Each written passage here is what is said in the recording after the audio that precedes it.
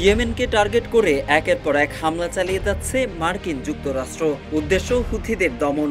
Iran সমর্থিত এই বিদ্রোহী গোষ্ঠীকে প্রতিহত করতে মরিয়া পেন্টাগন। অন্যদিকে ইরানের প্রতিও যুক্তরাষ্ট্র তাদের হুমকি অব্যাহত রেখেছে, প্রস্তুতি নিচ্ছে যুদ্ধের। তবে সম্প্রতি ইরানের প্রেসিডেন্টের সৌদি যুবরাজের সঙ্গে ফোনালাপ এবং সৌদি ইরানের শত্রুতা কমে আসার ইঙ্গিত। সব মিলিয়ে সমীকরণ বদলে যাচ্ছে মধ্যপ্রাচ্যের।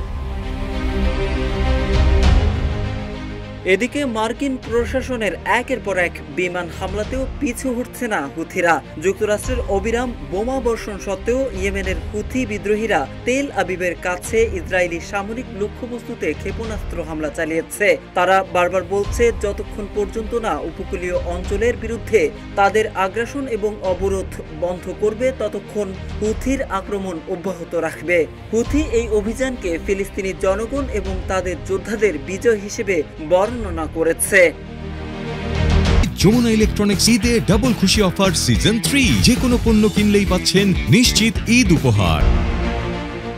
পেন্টাগন একদিনেরও কম সময়ের মধ্যে ইয়েমেনের বিভিন্ন প্রদেশে প্রায় 30টি বিমান হামলা চালিয়েছে।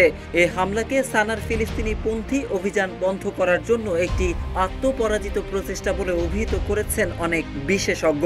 ইয়েমেনি সূত্রগুলোর বরাতে জানা যায়, মঙ্গলবার মার্কিন যুদ্ধ বিমানগুলো সানা প্রদেশে 11টি বিমান হামলা চালিয়েছে। বিশেষ করে বানি হুসাইশ এবং সানহানের মতো জেলাগুলোকে লক্ষ্য করে হামলা চালানো হয়েছে।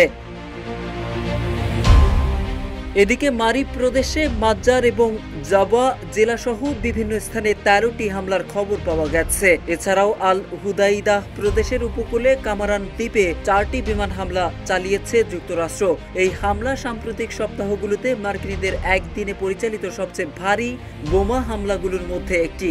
যুক্তরাষ্ট্র বলছে হামলার লক্ষ্য ইয়েমেনের সশস্ত্র বাহিনীর সক্ষমতা, বিশেষ করে ক্ষেপণাস্ত্র এবং ড্রোন ইউনিটগুলোকে ধ্বংস করা। তবে যুক্তরাষ্ট্রের সেই আশায় গুড়ে বালি। বোমার পর বোমা মেরেও হুথি বিদ্রোহীদের দমানো যাচ্ছে না। যুক্তরাষ্ট্রের বিমান হামলার পর হুথির প্রতিশোধমূলক জবাব তীব্র হয়ে উঠছে। ইয়েমেনের ভূ প্রকৃতির কারণে হুথি বিদ্রোহীরা কৌশলগত সুবিধা পাচ্ছে। বিশেষজ্ঞরা বলছেন হুথিদের লক্ষ্য করে মার্কিন হামলা কার্যত ব্যর্থ হচ্ছে। ফিলিস্তিনিদের প্রতি সংহতি জানিয়ে 2023 সালের অক্টোবর থেকে ইসরায়েলের বিরুদ্ধে হামলা শুরু করে হুথি।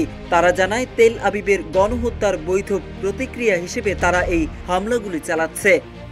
মোহাম্মদ সাইফুল ইসলাম, ইত্তেফাক।